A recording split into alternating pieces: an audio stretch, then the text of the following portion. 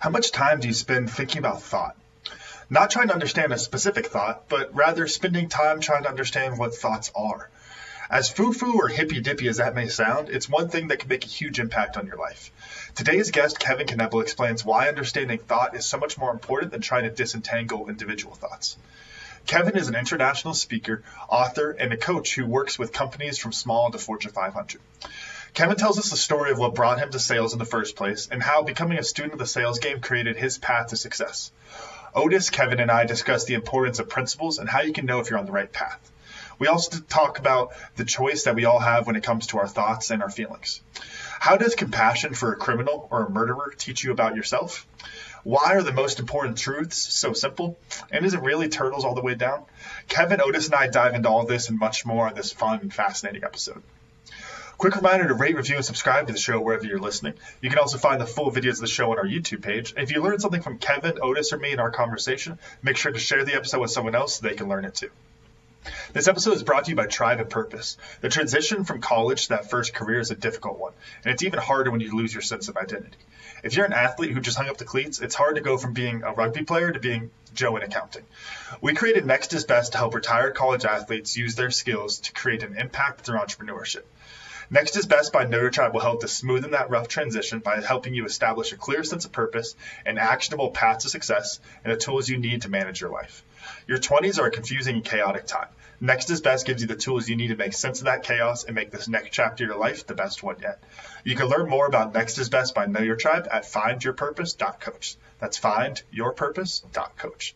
Now here's Cam and Otis with the show. Hey, welcome to the Cam and Otis show. Man, I say this a lot, but dadgummit, I get excited when I have a good friend on, and I'm just looking forward to the fun we're going to have with Kevin. Just learned how to say his last name properly, Knebl, a.k.a. Knebl, because I've been saying it that way for about 10 years or so.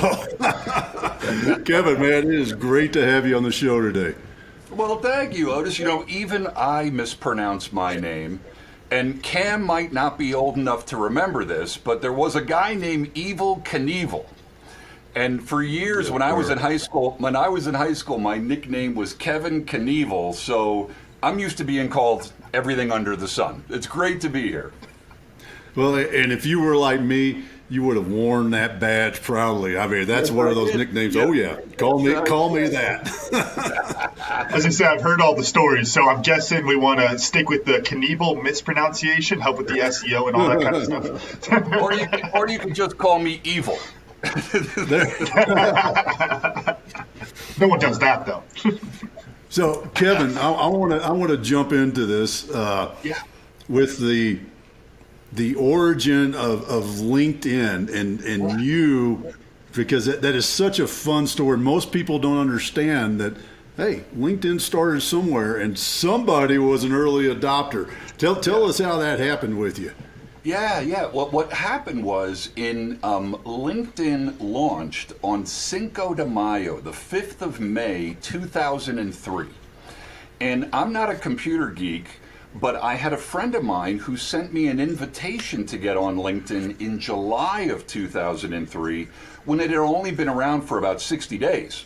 So I get on LinkedIn for the very first time in July of 2003, and I look at it and I say, oh my gosh, it's a Rolodex. Now, for that new breed of human beings, often referred to as millennials, back in the old days, before Al Gore invented the internet, we used to have these things called Rolodexes that you would put business cards on. And I had already had, we might get into this in a little bit, or maybe we won't, I don't know, but I had already developed a deep understanding of networking, relationship building, what to do with a Rolodex. So when I was presented with LinkedIn in 2003, I said to myself, this is going to be a really handy tool in business. I never imagined that I would ultimately leave my job and write books and travel around the world and be on television and all this other stuff. I just looked at LinkedIn like a really good business tool. But yeah, I got on LinkedIn 19 years. Can you believe LinkedIn's been around for almost 20 years? Next year, LinkedIn will be 21 and it will be old enough to drink. Yeah, that is amazing, because I think back to sitting in my transition class out of the Army, and they said, "Oh, you gotta do the LinkedIn thing," and I think I told you this the other night when we were catching up. I saw something. I think actually Miss Suzanne saw something that this guy was talking about LinkedIn. Yeah. And it was free, and I'm all about the free stuff, right? Yeah. So you were giving a talk up in South Denver, Littleton, or one of them places, and we went there, and I was like, "Whoa, and that was after it had been around for 8, 9, maybe 10 years, and it was still kind of this new thing." Yeah.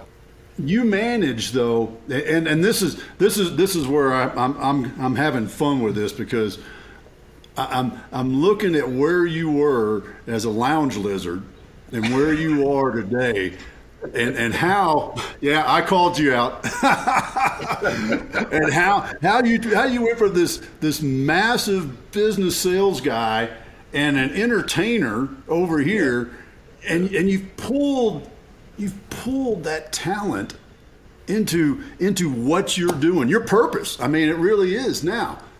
How do you pull all that stuff together, man? I have no idea. All right, next question. So just for the viewers, so they understand what you just said there, what I used to do for a living many years ago was I used to be a piano player in the New York City area. So my background is music. So I'm a classically trained piano player. And in the early 90s, when I got married and I started having kids, I figured out that playing piano wasn't going to really support my family. So I had to get a different job than playing piano. But again, this was prior to the internet. So back in the old days, Otis, you might remember this, we would get newspapers and look at the help wanteds and the classified ads. And the only jobs I could find were 100% commission sales jobs, and I didn't even know what that meant. So if I can be frank, is it okay if I'm frank, guys? Me going from right-brained artsy-fartsy piano player to getting into sales, a sex change would have been more in my comfort zone, okay? but you do what you gotta do, right? So I cut off my 18-inch long hair, and I went to work in sales, and I threw up every morning on my way to my first sales call because I was so out of my comfort zone, scared out of my mind. But I had some good mentors, and my mentors taught me, and this is really important because this is really the heart of everything I teach. My mentors taught me, Kevin, no matter how much you know about your product or service, that's never really going to ultimately lead you to success. And that confused me because I was like, well, I just assumed that the person that makes the best coffee mugs would have the most successful coffee mug business, or the person that makes the best pens would have the best pen business. But they said, Kev, look around. That's not true. There's plenty of people out there who are technically very good at their chosen profession, but they still struggle to bring on clients and get referrals. So I asked them, well, I know there's no guarantees in life, but what would help me be more successful? And they said, always be deepening your understanding of your profession, but always also be deepening your understanding of how to create relationships with people in a sincere and authentic way. So I never really studied the typical sales kind of stuff that most people in sales study. I went and I got How to Win Friends and Influence People by Dale Carnegie, written back in 1936. And I read it over and over and over. Matter of fact, 30 years later now, I still read it over and over. And I went from never having sold a thing in my life to a couple of years later, I was the top salesperson for 4 different companies in 4 different industries, including being the top salesperson in the world for an international consulting company with over 350 salespeople in 15 countries.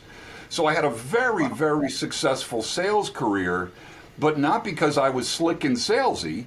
the reason that I've done quite well in sales is because I understand that it's always about creating sincere and authentic know, like, trust, or what I call the KLT factor. It's kind of a long answer to your question, Otis, but that's, I got into sales. I never in a million years would have imagined I would have gotten into sales. I did well in sales because I wasn't salesy. Then I was presented with LinkedIn in 2003, started playing around with that. Businesses started saying, hey, could you come and teach us how to increase our sales without being salesy? Could you teach us how to use LinkedIn for lead generation and referral creation? And here we are 20 years later. But life's funny, man. You never know. I mean, every time you think you got it figured out, somebody's going to throw a curveball at you, Does that make sense? That makes me think of, oh, definitely. And it makes me think of something I was reading recently in an essay by the economist Frank Knight. And he says this really interesting thing talking about defining economics as like want satisfying, and goes through all of, the issues with treating it with that simple definition. And one of the things he talks about is that there's no objective reason to do anything. Just like there's no objective reason to believe anything. And I think that's a problem that a lot of people fall into when it comes to sales, especially, and then there's a whole other philosophical life side to that statement, but especially in the aspect of sales, that you come in and you say, if I can just explain it the best, they'll want it. If I just create the best product, they'll want it. You can have the best thing. We talked about LinkedIn being an early adopter. You can have the best thing. Doesn't mean anyone's going to want it. You have to give them that reason to want it, because there's no objectivity around the utility of the product there. And what I think is really interesting there is you talk about building that personal touch and going through and learning that. I want to know, were you ever tempted to kind of go to the dark side of the sales? Because you weren't the sales guy, and then you kind of opened up the book, and we all know the stories of people who read those same psychology books and go that whole other direction on the sales, and they go full Wolf of Wall Street on it. Did you have that point where you were looking at it like, gosh, there's a lot of money here if I just swallow my pride a little bit and become a little bit more scummy salesman? That's Cam, that's a really good question. I have been blessed to be interviewed countless times over the years, and I have never had anyone ever ask me that question. That's a really, really good question. Yes, the answer to your question is yes. When you're broke and people are dangling money in front of you, the mind can do some interesting things, okay? But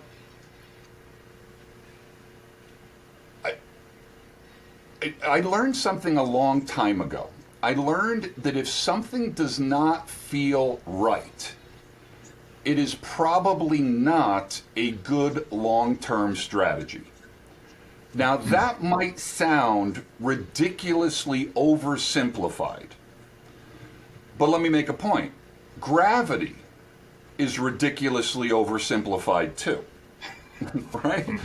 Every time I drop this, it's going to go down 100% of the time, no matter where on this planet I am, whether I'm black, white, old, young, hairy, bald, fat, skinny. Gravity is a principle. Most people follow strategies and techniques without an understanding of the underlying principle. Now, that sounds deep and philosophical. It's not. It's really ridiculously simple.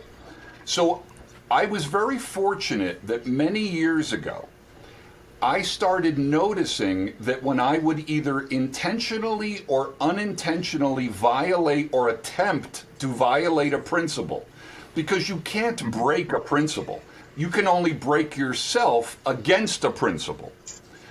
I started noticing that when I was trying to cut around a principle or shortcut it, it always came back to bite me. So I guess I made some kind of an agreement with myself years ago that if I stuck to my guns and I focused on principles as much as I could, that doesn't mean life was always going to be a bowl of cherries and I'd be skipping through fields of daisies. But I had enough evidence in my life that if I stuck to principles, long term things would work out. So, Cam, when I was presented with, here's a lot of money over here, Kevin, if you just become a jerk, I said, I'm sticking to my principles. I'm going to focus on building sincere and authentic know-like trust with people, and I'm going to trust that God and the universe has my back. And I go through crap just like everybody else does, but I sleep very well at night. I have no problem going to sleep because I know I'm not screwing anybody. I'm not, because it's not always about lying. Sometimes it's a lie of omission, right? Mm-hmm. So it's not always what we say. Sometimes we don't say things, and that's just as much of a lie as lying, right? So I'm not a saint. I guarantee you there's some rust on my halo, okay? But I do understand that if I focus on good principles, the universe has my back. Does that make sense? Oh yeah, and that's such a foundational thing. That's something I talk with my clients about all the time, is those values. And I was right there. I didn't have that understanding because the Army issued me my values, and then I got when I left the Army, I turned those values back in. And then I went out in the business world, and I'd get this pit in my gut when things didn't feel right. And that was now reflecting back on it. Now I know what that was, and that was going against whether it was me doing it or somebody I was associated in the business doing it, but going against those values, those principles is, man, it eats at your soul. And that's a powerful place to live when here's mine. And yes, I don't always, but I know when I do, it doesn't feel very good. Can I make a quick comment on that? Please. So in my world, there's really two things that I do. In my world, I spend a lot of time speaking on stages all around the world and coaching around sales, LinkedIn, networking, that kind of stuff. But I also do a lot of work with my clients in terms of helping them understand how the mind and thought works. Because I've really spent decades deepening my understanding on how the mind and thought works. So I'm not trying to be woo-woo here at all. But there's something you just said, Otis, that I think might be good for people to hear from a different angle. When you would feel that pit in your stomach, most things I say are ridiculously simple, okay? Because I've never had any challenge in my life, in any area of my life, financial, health, relationships, spirituality. I've never had, and I doubt anyone listening to this has ever had a challenge in their life that they solved by adding complexity to it. Okay? So I keep things simple. That feeling that was the pit in your stomach, that was no mistake. That was no accident. But what I find in our society, and I'm going to say something broad, okay, because there will be people that will watch this interview and try to poke holes in what I'm about to say. But take this broad. We as a society, and especially men, we have often been taught to ignore our feelings, okay, and push them down and just become much more cognitive, much more and there's a time and a place for the brain and the heart, and I get it, right? But that pit that feeling in your stomach was a wake-up call that going in that direction was the wrong way to go. And we have plenty of evidence in our society on a daily basis where people override that internal feeling that's telling them what you're about to do is not going to end up well, right? But they do it anyway. So it's really helpful for people to deepen their understanding of not only the mind, but also the heart, And those feelings are there for a reason. It's not, it's not mushy woo-woo kind of stuff. There's a reason why something inside of us is going, I don't know, and it might make sense to listen to that. I could go on for hours on that, but I just wanted to say that. Yeah. There's the really interesting, physiological response of the disgust of it's really what your mind is interpreting that thing as and where that feeling comes from. But it kind of makes me think of something, and I'm really interested to hear your thoughts on this, Kevin, because this is a little bit of I'm the young whippersnapper asking the more philosophical questions. Right? Yeah, I know. I'll get off your on. But do you think principles need to be subconscious or conscious? And what I mean by that is when we talk about that feeling, it's really a subconscious thing that you're not thinking about that much. And then when the time comes, you trust your gut when it really comes down to it. And then the other end of the spectrum, when I think about the person who's really conscious about it, I almost think, it almost reaches the annoying extent of you're trying to get lunch with your buddy, and he's like, well, which fast food option is really the morally superior one here? Because I'm trying to get into heaven. Therefore, if that burger's made a little bit cleaner than this burger, then that means that and it's okay, calm down, man, just eat a damn burger. There's the extremes there where you want to have, just living the life, and you don't want those principles, those values constantly weighing on every little decision. Because also, getting into the moral aspect there, it's really hard to make the right decision when you have so many layers of complexity there. So do you think it needs to be something that is subconscious, conscious? How do you interpret that? Again, we could probably go for hours on this. So and we might.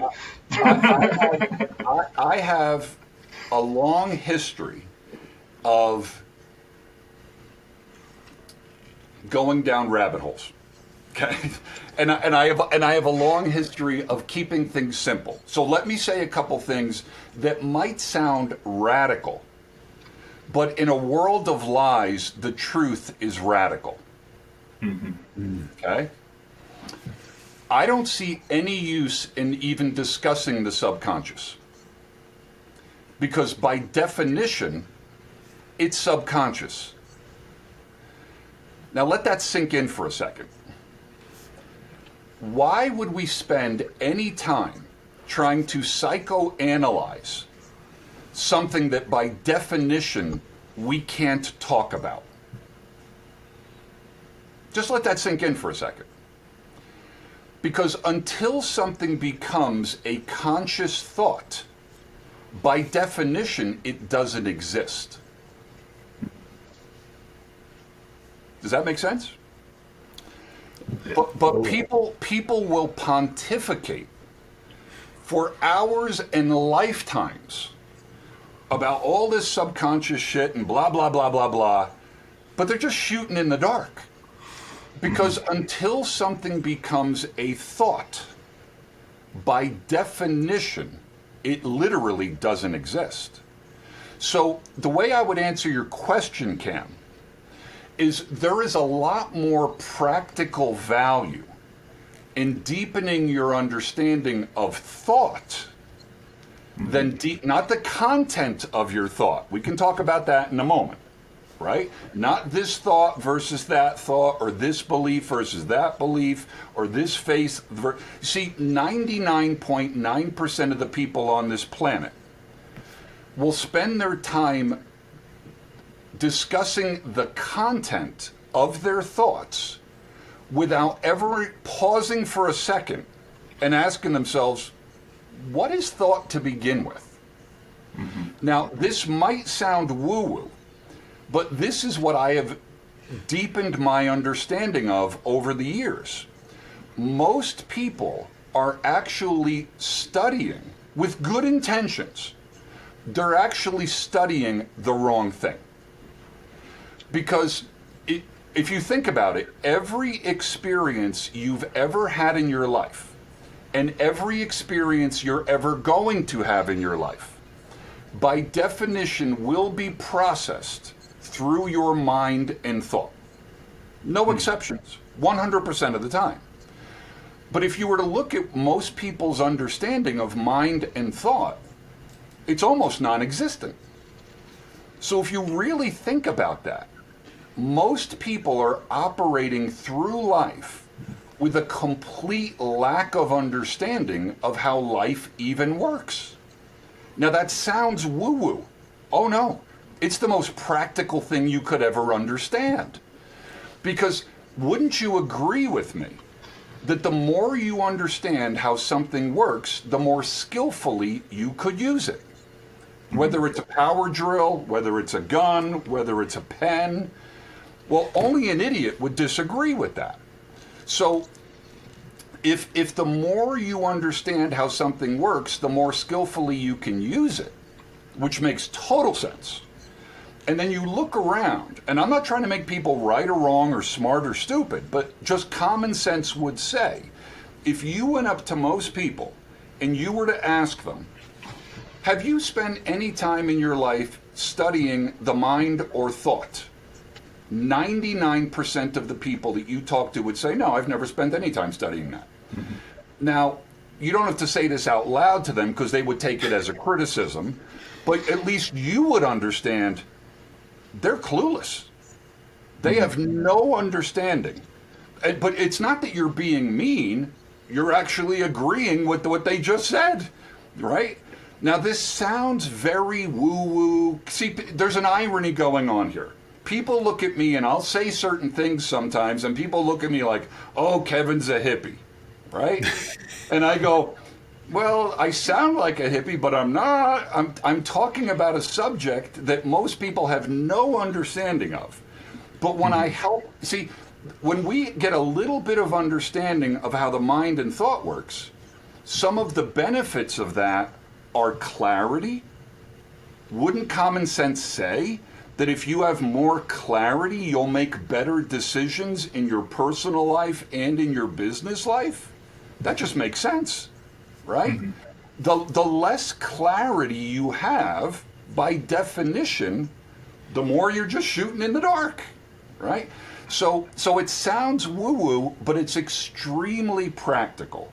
The more we understand a little bit about how the mind and thought works, the more our life is going to work more smoothly, because we're not just rolling dice and hoping something's going to work out. We're actually approaching situations in our life with more of an understanding of clarity, which is going to lead to better outcomes. Cam, I don't think I answered your question. What was your question again? I got some stuff to add, and I want to get back and rephrase the question in a different way, because I love the answer there, because you're totally right. What it reminds me of a lot is this, and I think it's originally an old fable, but it has all sorts of different origins. For me, I found it during a Sturgill Simpson song, but the phrase is "turtles all the way down," and what it refers to is back when people were thinking the world was flat, and people would say, okay, well, why are we moving them through the stars? They go, well, it's on a turtle. Well, what's the turtle on? Well, a turtle. And the reason I always loved it so much is not because I think we're living on the back of a turtle walking through the universe or anything like that, but because it talks about the pointlessness of endless questions, and how we kind of tend to pick at things and spend time picking at things rather than applying things. And that's why I love it so much, because it's not, we talk about whether it's subconscious or it's conscious. I think the more important piece there, and I want to see if you agree with me on this, Kevin, is it's not why we do it that's important, or how we do it that is important. It's if you do it or if you don't. And whether it's subconscious or it's conscious, if it's in your thoughts, then it's going to become a piece of your life. Would you agree with that interpretation? I would, because most people have a fundamental misunderstanding of thought. They think, you see, because thought appears so real, most people treat thought as if it's fact and reality. Okay? Now again, I'm not talking woo-woo here. But when you have a thought, 99% of the time, you will not identify it as a thought. You will identify it as fact and reality. Because the mind is so powerful that when you think a thought, if you are unaware that it's a thought, it will appear to be reality. Now, again, this might sound woo-woo to people, but it's not. It's very practical. I'll give you a very simple, again, I'm going to say some things, and I know that your tribe can handle this. When someone walks into a nightclub or a school and starts shooting children, I can tell you with 100% accuracy why that happened. We can psychoanalyze their background, their upbringing. We can look at, broken households. We can look at all this stuff. But I will tell you something as true as gravity. The reason that person did that is because they had that thought, they considered that to be fact, and they acted on it. Now, Kevin, Kevin, it's not that simple. You want to bet? This isn't that simple either, huh? But every time I drop it, it goes down. That's a principle, okay? Now, what I help my clients do is question thought. Not to make it right or wrong, but just to be cognizant enough and awake enough to realize what I'm thinking is a thought. Should I act on this or should I not act on this based on my values and principles? Because the mind is very tricky. It's not tricky, it's slippery. It'll make things appear real that are just thought. So what most people don't understand is that thoughts are like clouds in the sky. They come and they go. To use a metaphor, most people think they are the clouds. No, you are the sky. You are the sky through which clouds come and clouds go, okay? You have never had a thought or a feeling that lasted forever. And you're never going to. And there's a lot of wisdom in understanding that. But in the moment, when you're having the thought or the feeling, it feels like eternity. It feels like I'm never going to lose this feeling, right? Something bad happens and you just feel like, it's always going to feel this way. And you innocently forget, this too shall pass, right? There's no cloud, no plane, no rocket ship has ever scarred the sky. The sky is just fine. Clouds go through it, planes go through it, birds go through it, but most humans are just innocently unaware of that. Oh, I've got trauma. Again, I'm not trying to get, we can get into PTSD and all this other stuff, okay? But in reality, you and I and every other human being on this planet is living in a thought-generated reality moment to moment to moment. This episode is brought to you by Tribe and Purpose. If you're a college athlete who just hung up the cleats and you're looking to make an impact as an entrepreneur, then Next is Best by Notre Tribe is perfect for you.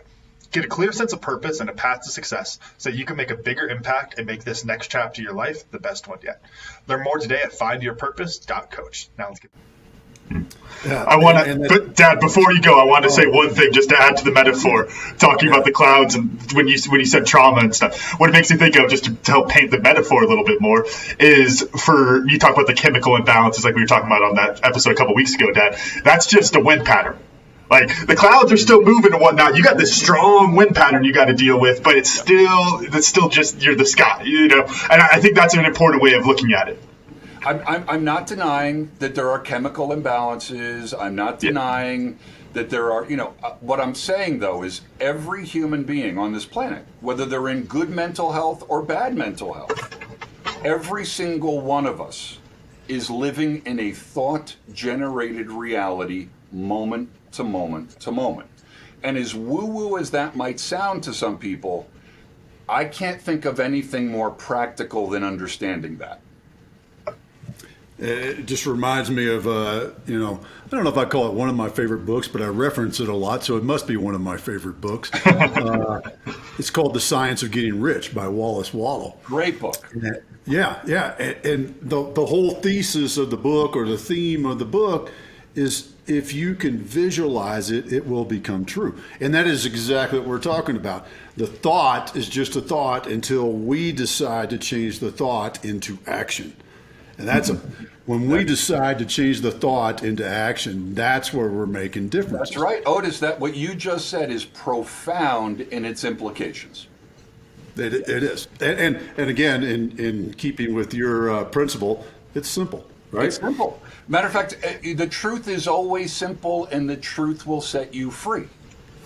By definition, if you're trying to solve a problem and you're not looking in the you're not looking in the direction of simplicity, you are literally looking in the wrong direction. Yeah. Oh, yeah. Dad, there's a question I want to ask in the same vein, kind of bringing it back to the business world. We mentioned, the turtles all the way down to endless questions. So that's a pattern you could fall into a business, the paralysis by analysis. Yes. What would you say is the sign that it's time to stop asking those questions and take action? Perfect question, because this ties exactly into what Otis said 10 minutes ago. It's the feeling. It's the feeling. So let me say something that's going to sound so ridiculously simple. But let me also say that very few people walking this planet understand what I'm about to say. Feelings are an echo of thought. Let me give you an example. Most people, when they're stuck in traffic, they think that the traffic is causing the anxiety and the stress inside them. When Miss Suzanne shoots Otis a look, and Otis knows the look, right? When she shoots him a look and he gets a feeling, she didn't create that feeling. What happened was, in his mind, he had a thought, even if it was like at the speed of light. What most people do not understand, and it's not because they're stupid, it's just that it's not something they've ever spent any time studying. Most people have no understanding that feelings are echoes of thoughts. It is impossible to have a good feeling when you're thinking a bad thought, and it's impossible to have a bad feeling when you're thinking a good thought. Now, what I'm saying is so ridiculously simple and obvious, but so is gravity, right? So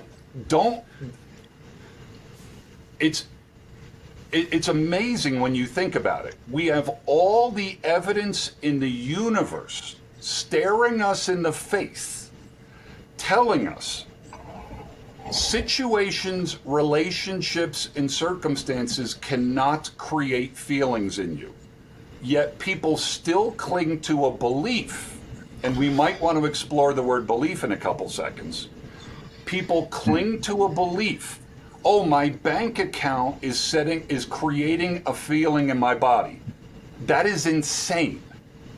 How is a number on a ledger sheet going to convert into a feeling in your body? You see, if circumstances could create feelings, then everyone would have the same feeling. It's like gravity. It's a principle.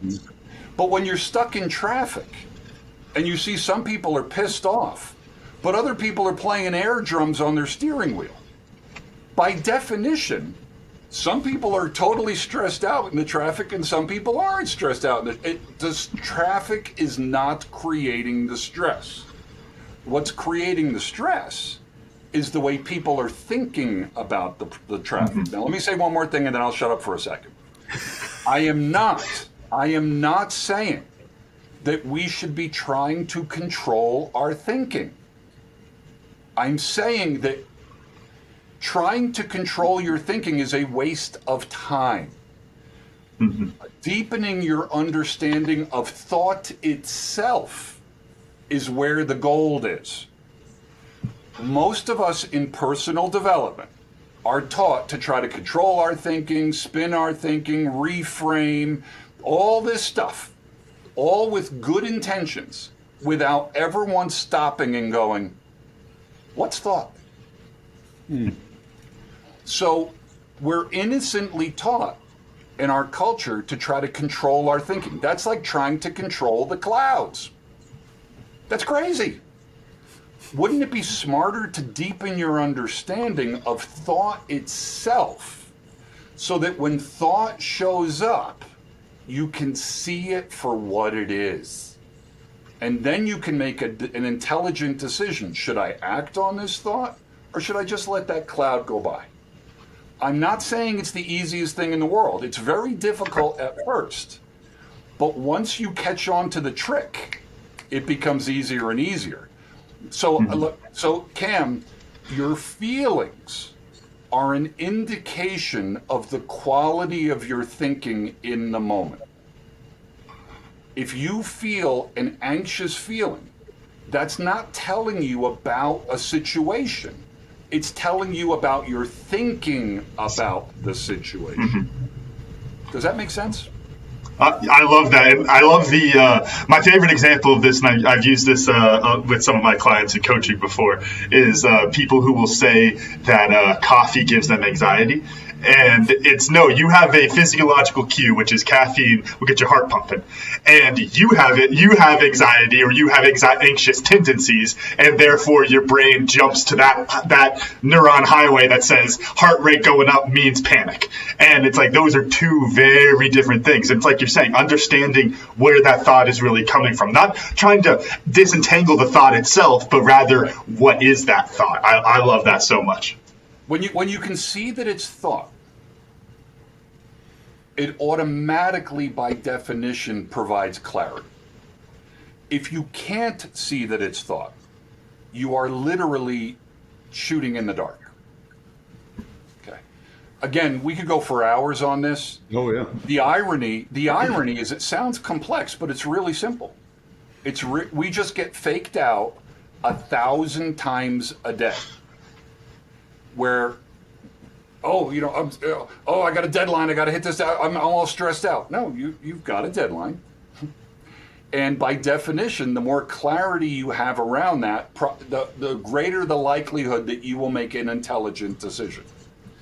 But the less clarity you have around that, the more it's like doing 5 shots of tequila and hoping you can drive, right? It's probably not going to end well, right? But let me say one more thing. Have you ever noticed that you've never become more clear thinking when you get mad? But in the moment, when we're pissed off, we're so sure that we're right. But in reality, when we sober up mentally, we realize, holy crap, I have never once in my life realized clarity as a result of being mad. Clarity is a result of calmness, of peace of mind. That is clarity. Being pissed and agitated, that doesn't lead to clarity. That's like doing 5 shots of tequila and hoping that you're going to make the right decision. You and I have been around long enough to know that we can look back at our life and we can see where we've made major decisions at major stress inflection points. And some of them might have worked out well and some of them didn't work out well, but only somebody that's in total denial would say to themselves, when I was really pissed, I made the right decision. No, you were flying by the seat of your pants. Mm-hmm. Yeah. Oh yeah, anger puts blinders on. Exactly. Right? And you see one solution, and that's retaliation. That's exactly right.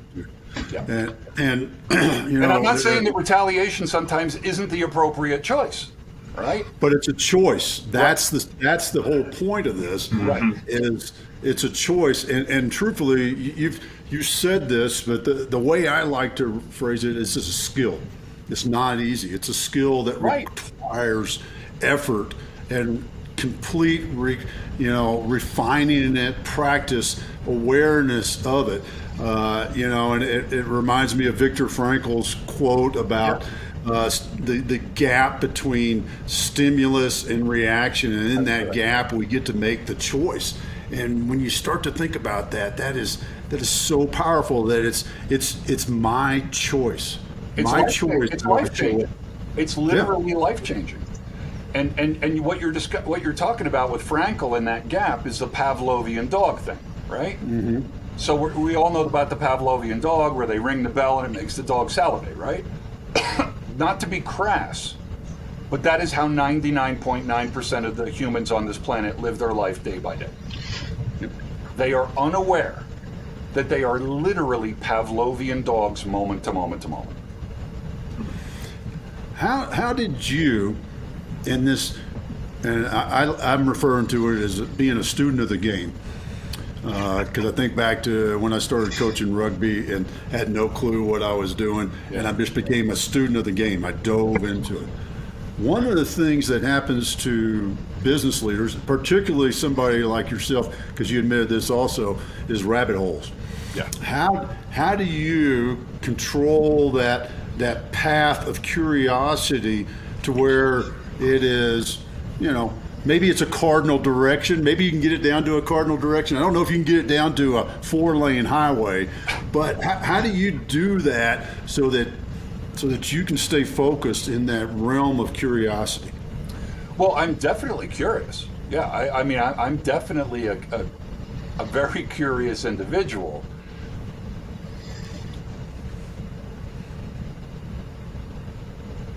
Okay, so again, I'm going to say something really super simple.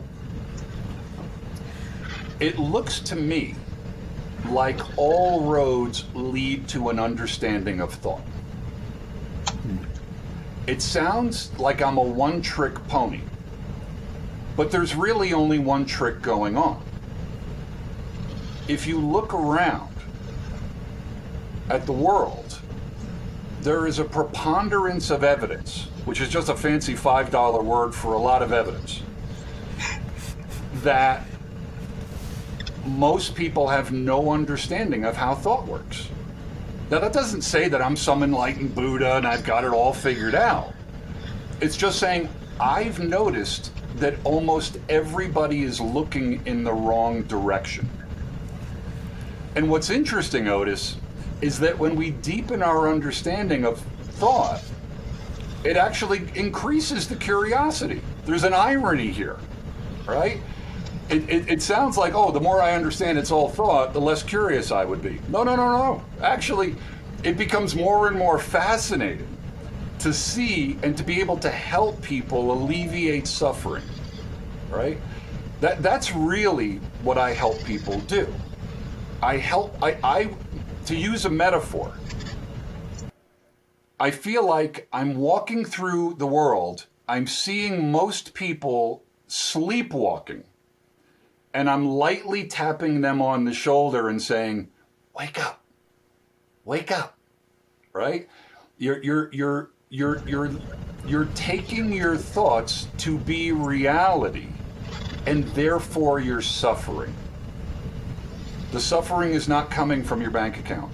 The suffering is not coming from your spouse. The suffering is not coming from Putin or from COVID. The suffering is coming from a simple misunderstanding. It's a false causal relationship. We all understand cause and effect.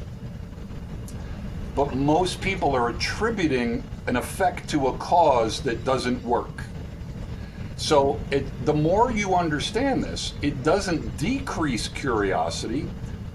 It actually helps understand curiosity. I'm not quite sure if I'm answering what you said, Otis. I hope I am. Yeah. Yeah, I think you are, because it is the more you understand, the more you want to understand, right? Yeah. Wow, that was interesting. Yeah. That's a good way of saying it. To know more unknowns. Yeah, that's a good way. That's a really good way of saying it, right?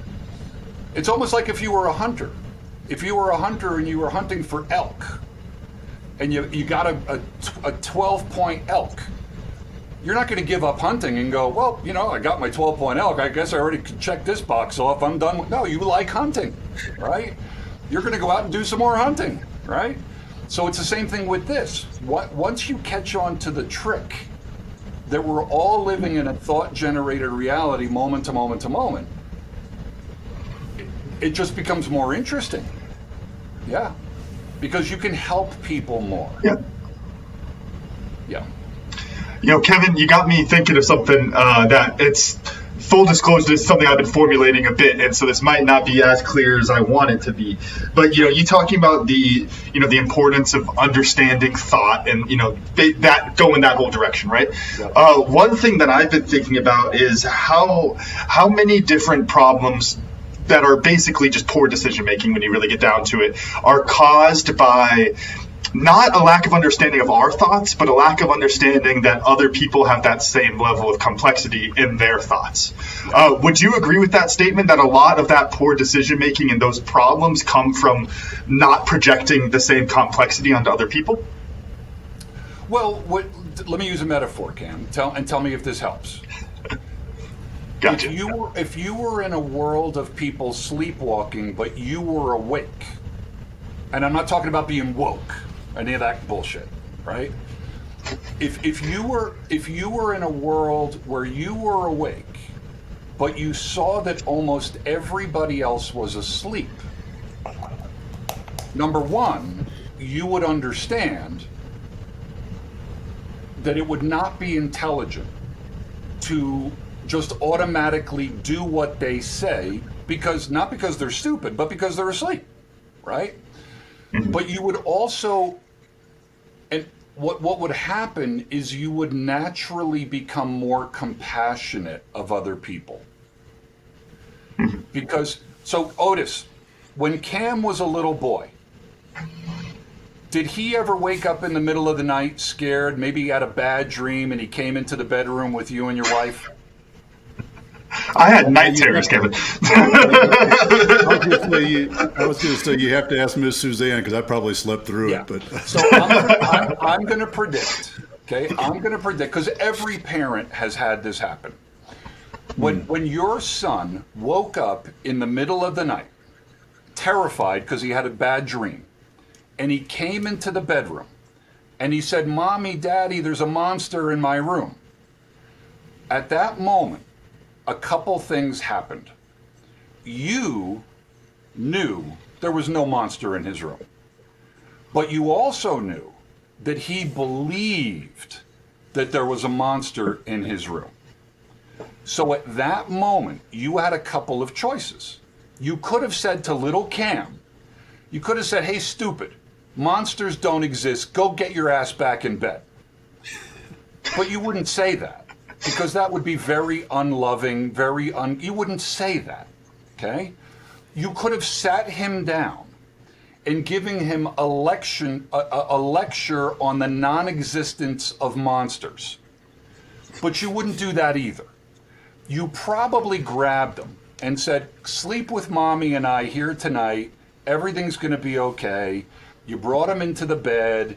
You put him between you and Suzanne, and because you had compassion, because what you saw was that he was operating under a belief. By the way, we're talking about the same thing we've been talking about for the last 45 minutes. He was operating under a belief that he considered to be true, because he had no understanding of thought. He had a thought enter into his mind, "There's monsters." Because it was a thought and it looked so real, it was real to him.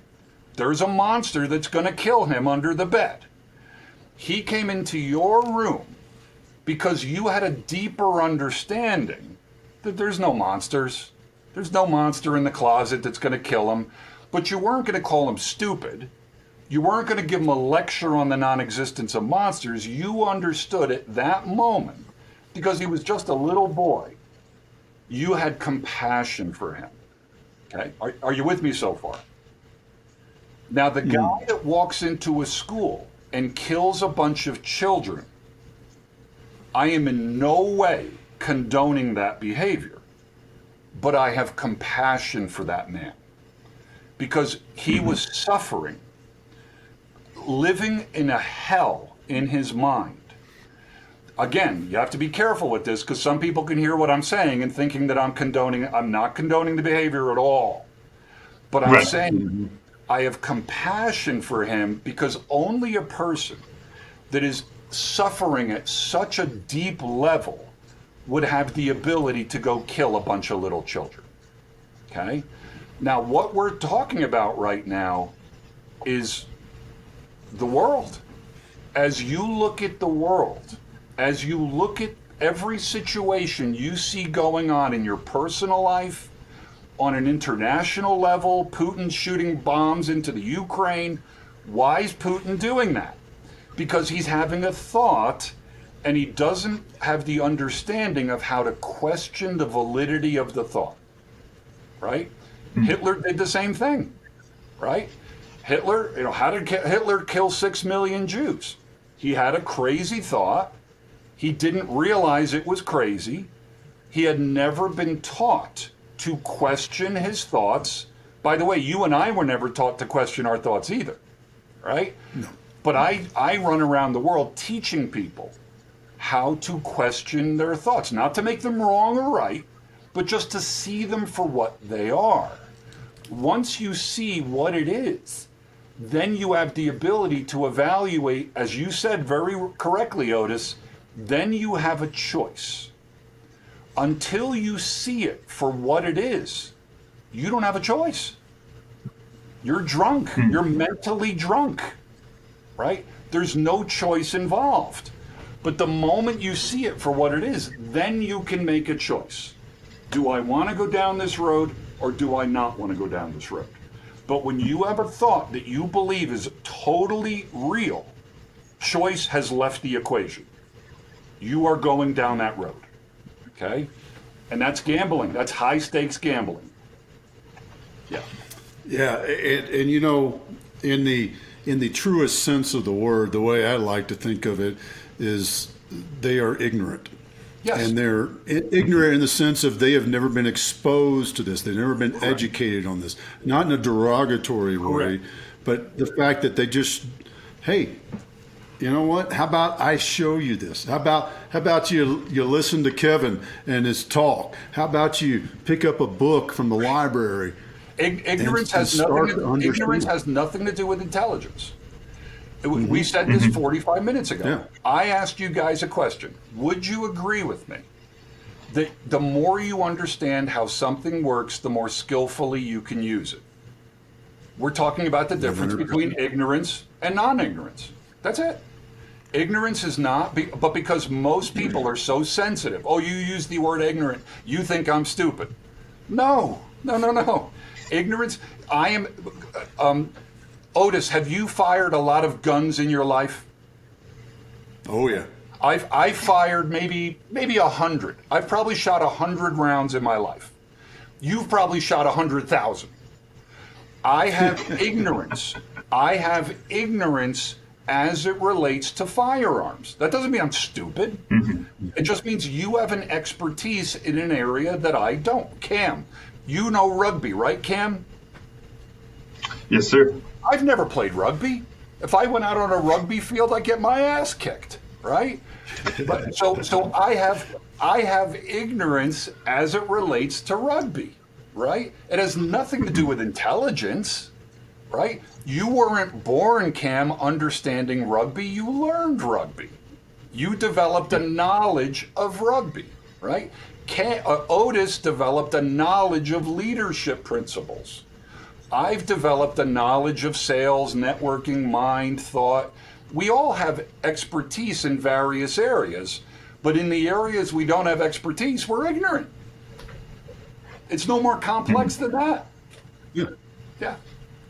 And when you admit that you're ignorant about something, then you can learn about Absolutely. it. And that's I won't even try to do the Stoic quote on that because I'm flubbing it up. But just know that Marcus Aurelius did say something along those lines. In summary, if you're ignorant, if you think you know, then you can't learn what you don't know. And isn't that just like a black belt in common sense? Yeah. Oh yeah. I saw a really interesting, I say graphic like it was official. It's no more than a meme really, but it was a pie chart. And it had these two really small slices at the top and it said what you know And then it said what you know that you don't know. And then the whole rest of it was what you don't know that you don't know. And that is the best way you could think about this. It's just ignorance. You don't know it. There's no problem with that. You just genuinely don't know. How can you blame someone if they don't know something, you know? Because I'm gonna say something that's gonna sound woo woo. Because most people have a very limited understanding of themselves. By definition, they have a very limited understanding of others. Mm-hmm. That makes me think, and I was thinking about saying this earlier when we were talking about compassion. And you were talking about, you know, the school shooter and that type. I've heard this. I think it's Buddhist. I don't know that much Buddhism, but the thought of you want to learn how to love the murderer in the world, learn how to love the serial killer and this type of thing. And what I always thought was so interesting from that is that it was it always seemed to me like it was just an exercise in learning how to love yourself. Because if you can figure out how to love someone else with all those flaws and understand their line of thinking and with a situation, you know, go down that whole rabbit hole, then it's a way to then understand yourself. So I totally agree with that. Cam, what you just said is so profound. And it's so accurate. You can't give someone something you don't have. So if you don't understand yourself to some degree, how the hell are you going to understand anybody else? I mean, duh. Most people are so busy pointing the finger at everybody else instead of just taking a couple minutes and sitting down and going, let me kind of understand myself a little better, because only to the level I understand myself could I ever understand anybody else. Right? I mean, if you think about that, that just makes sense. Right? Yeah. Well, in the interest of doing good and mitigating ignorance in the world, and in mitigating my own ignorance, I learned, and I love this phrase, Kevin, because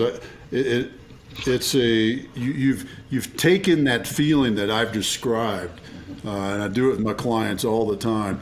That feeling I've described of going against my own principles, and helping me understand that even better. It is, if it doesn't feel right, it isn't a good long-term strategy. I mean, it's so true in that sense. Yeah, if it Camden, how about you? Go ahead, Kevin. If it doesn't feel right, it might be an indication that maybe you should pause. Mm-hmm. Right? And just kind of look at, and not overanalyze it and do a whole Freudian analysis on it. But I've kind of noticed that when I'm making good decisions, there's a feeling of peace that comes with that. Yeah. Camden, how about you? What'd you learn? Yeah, and this is kind of broad, but you know, Kevin, you really reinforced something that I too like to simplify things into these weird little phrases, and you know, there's so much to be said for the just ridiculously simple truth. Like the one example that comes to mind, I use this a lot talking with friends whenever there's a disagreement and people are talking, they're kind of talking past each other. I have this phrase I use with a lot of my friends, which are, well, words are just words. You guys are both just saying different words to each other. And like, that's the stupidest. That's hippy dippy. It's like, no, what it is you're encoding and they're decoding and you're encoding and decoding differently. And like, there's so much complexity to that. But you can explain it so much better through the simple thing. And I love that. Like your example of gravity just like gravity, there's so much complexity to it. I took a lot of astronomy classes. There's some complexities to gravity. And at the same time, the best thing you can do is just understand the simple version and then keep moving and take that movement forward. So that's what I learned today. Yeah. Awesome. How about you, Kevin? What'd you learn? You know, here's what I learned, Otis. And thank you for giving me this learning opportunity. I learned that it's really not so much of a learning as a deepening of a learning.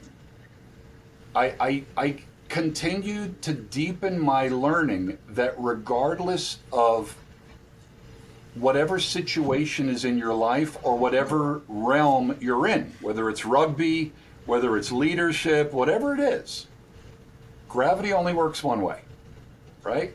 So it could look like, well, in Otis's world is very different than Kevin's world or Cam's world. But is it really? I don't think it really is.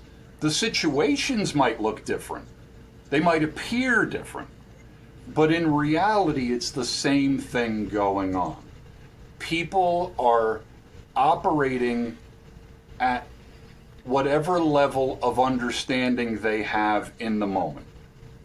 And it's really helpful for us to be able to, we won't always remember that. We'll get faked out. I get faked out all the time. But the more we can understand that unless somebody's truly psychotic, okay, they're doing the best that they can in the moment at their level of understanding of thought. They really are. They're doing the best that they can. Nobody wakes up in the morning and says, what kind of really stupid decisions could I make today? Right? We just all, we're doing the best that we can moment to moment to moment. And the more you understand that, the more you become the mental designated driver. I've never said it that way before, but I like that mental designated driver thing. You know, the sober person should be driving, right? It doesn't mean that you're an enlightened Buddha or you've got the universe figured out or you walk on water. But the most sober person should be the person with the keys, right? So if you understand that most people are kind of half awake, you don't necessarily have to call them out on it to make them feel stupid or anything like that, but at least you understand the fact that they're suffering would be an indication that they're not fully awake. And just love them. That's what I learned. Yeah. That's awesome. Yeah. That's awesome, man. I appreciate that. Yeah, and I'll just reemphasize that. Just love them. Yeah, I mean, what a powerful, simple thing that we can all do. Yeah. Kevin, how do folks find you? What's the best way to get in contact with you? See what you got going on next. They can't find me, man. I'm in the witness relocation program. So no, I came out of the witness relocation program a long time ago. If they go on there's this new thing called the internet. It's going to be big. If they go on the internet and they type in Kevin Knebl, Knebl is 5 letters, Knebl. Could I please buy another vowel? If they type Kevin Knebl into Google, they'll find me. If they go to kevinknebl.com, that's my website. It's severely in need of an update. The website needs to be updated, but it's good enough. They can find me on Facebook. They can find me on LinkedIn. Please feel free to send me a LinkedIn invitation. Maybe another time we'll get together. We'll talk about how to use LinkedIn to grow your business or whatever. But I'm very, very easy to find. I'm always a phone call or an email away. If anybody ever wants to talk about anything under the sun, call me, email me, text me. I travel extensively. I'm asked to speak in about 1 city per week all around the world. But if anybody reaches out to me, I give you my word as a gentleman, I will reply. It might take me a little bit because I travel so much, but I give you my word as a gentleman. If you reach out to me, I'll absolutely reply.